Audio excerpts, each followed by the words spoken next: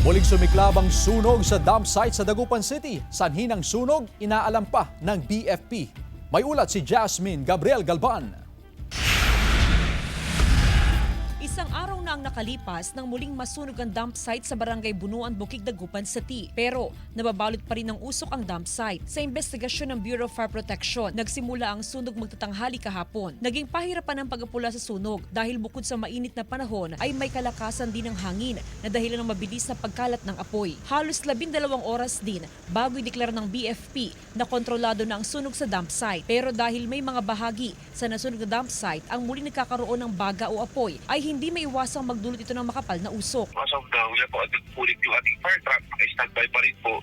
Kasi may mga maliliit na areas na lang na medyo may usok-usok. May control naman po natin yung sunog. Naniniwala ang BFP Dagupan City na hindi natural phenomenon ang sanhi ng sunog, kundi ito ay gawa ng tao o human-induced hazard. Kasi nga po may mga kababayan tayo doon, mga nangangalakal. Isang naging practice kasi nila ma'am, pag mayroon silang mga nakakalakal ma'am na mga electric wire ma'am, para makuha po yung copper wire niya ma'am, susunugin nila ngayon yung insulation ma'am. Pinag-iingat naman ng otoridad ang mga residenteng nakatira malapit sa dump site sa posibleng epekto sa katawan ng matinding usok. Mga taong nakapaligid, lalo dito nakatira dito sa Bunuan Bukid, siguro mag-mask na lang yung mga halos malalapit.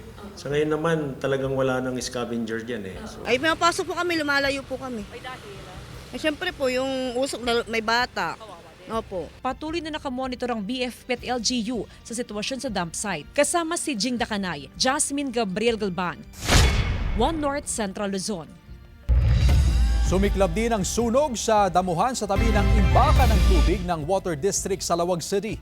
Ayon sa ilang empleyado, malaki na ang sunog nang makarating sila sa lugar. Gumamit sila ng water hose para maapula ang apoy sa bakuran ng malaking water tank. Agad namang rumisponde ang mga bombero at tuluyang naapula ang sunog.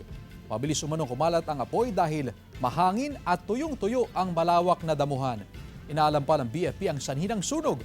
Wala namang napinsala o nasaktan sa grass fire.